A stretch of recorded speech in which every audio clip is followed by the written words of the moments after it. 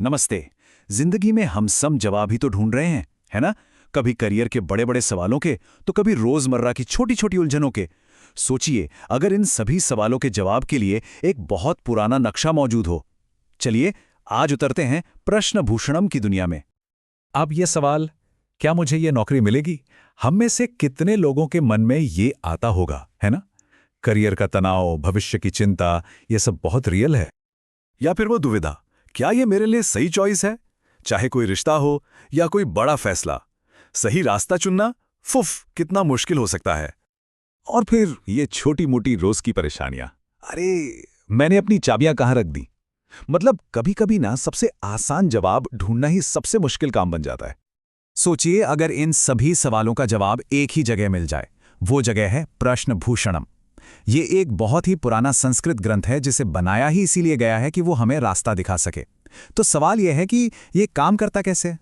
तो देखिए, इसकी शुरुआत होती है एक सवाल से। लेकिन ये कोई ऐरा गैरा सवाल नहीं है। ये उस पल के बारे में है जब कोई सवाल आपके मन में पूरी शिद्दत से, पूरी ईमानदारी से उठता है। और बस यही इस पूरे सिस्टम का बेस है। ये उस इंसानी ज़रूरत को समझता है जब हमें फौरन क्लैरिटी चाहिए होती है, खास तौर पर तब जब हम जिंदगी के किसी ऐसे मोड़ पर खड़े होते हैं जहां से आगे का रास्ता समझ नहीं आ रहा होता। तो आखिर ये सिस्टम है क्या?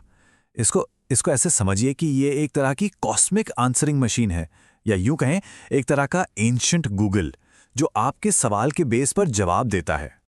इस टेक्निक को कहते हैं प्रश्न शास्त्र। और इसका जो मेन आइडिया है वो ये है कि जिस पल कोई सवाल पूरी ईमानदारी से पूछा जाता है ना, ठीक उसी पल का आसमान अपने अंदर उस सवाल का जवाब छिपाए रखता है। हाँ बिल्कुल, समझिए कि उस पल का एक कॉस्मिक स्नैपशॉट ले लिया गया हो, और उस स्नैपशॉट में जो ग्रहों की, राशियों की और भावों की जो पोजीशन है, बस वही आपके सवाल के जवाब की चाबी है। चलिए, अब जरा देखते हैं कि ये काम कैसे करता है। इस पूरे सिस्टम को समझने के लिए हमें इसके 3 बेसिक टूल्स को जानना होगा। तो ये 3 पिलर्स हैं, राशियां यानी साइंस, ग्रह यानी प्लैनेट्स, और भाव यानी हाउसेस। चलिए एक एक करके इन्हें फटाफट समझते हैं। तो देखिए, हर राशि का ना एक रूलिंग प्लैनेट यानी एक स्वामी ग्रह होता है, जो एक तरह से उसका मैनेजर या गाइड है। जैसे मेष राशि का स्वामी है मंगल, जो एनर्जी और एक्शन का प्लैनेट है। वहीं वृषभ का स्वामी है शुक्र, जो कंफर्ट और ब्यूटी से जुड़ा है। अब ये जो रिश्ता है ना, ये एनालिसिस में बहुत जरूरी हो जाता है, क्योंकि हर ग्रह की दूसरे ग्रहों से दोस्ती या दुश्मनी होती है, और इसका सीधा असर नतीजों पर पड़ता है। फिर आते हैं 12 भाव। इनको आप ऐसे समझिए कि ये जिंदगी के अलग अलग डिपार्टमेंट्स हैं। जैसे पहला भाव है खुद के बारे में, दूसरा पैसों के बारे में, 7वां पार्टनरशिप्स के बारे में, और 10वां करियर के बारे में। इसी तरह छठा भाव सेहत की जानकारी देता है, 9वां लंबी यात्राओं की। तो आपका सवाल जिंदगी के जिस भी एरिया से जुड़ा है, उस भाव की स्टडी सबसे इंपॉर्टेंट हो जाती है। तो अब जब हम ये बेसिक बातें जान गए हैं, तो चलिए देखते हैं कि ये असल दुनिया के सवालों पर अप्लाई कैसे होता है।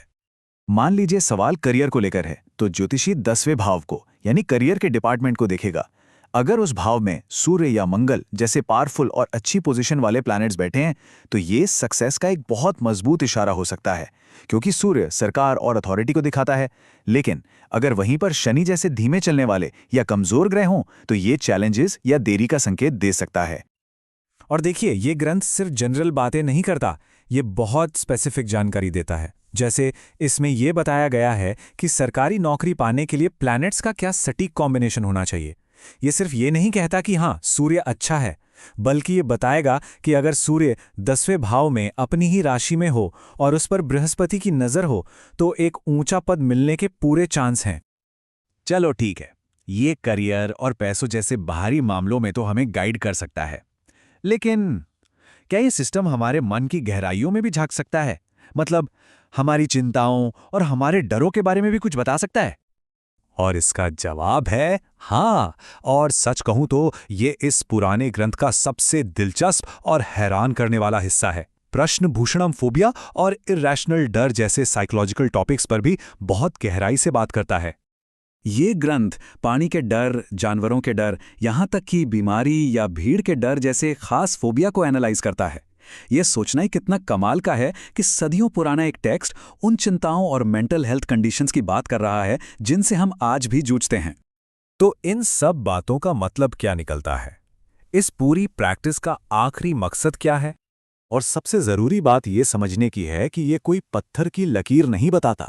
इसका असल मकसद तो यह है कि उस एक पल में कौन सी एनर्जीज काम कर रही हैं, क्या क्या संभावनाएं हैं, उनको समझा जाए, ताकि एक सोचा समझा एक बेहतर फैसला लिया जा सके। इसको ना ऐसे सोचिए, ये आपको एक नक्शा थमा देता है। ये नहीं बताता कि आपको जाना कहाँ है, नहीं, लेकिन ये आपको उस रास्ते को समझने में मदद करता है जिस पर आप चल रहे हैं, कि भाई कहाँ पहाड़ हैं, कहाँ नदी है और कहाँ रास्ता आसान है। बाकी का सफर वो तो खुद ही तय करना है। और ये बात हमें एक आखिरी सवाल पर लाकर छोड़ देती है। जब हम अपनी जिंदगी के किसी मोड़ पर खड़े होते हैं तो एक नक्शे के लिए, एक रास्ते के लिए हम किसकी तरफ देखते हैं? चाहे वो सदियों पुराना ज्ञान हो, आज की साइंस हो, या फिर अपने अंदर की आवाज़। सच तो यह है कि क्लैरिटी की ये तलाशी हम सबकी एक कॉमन यात्रा है।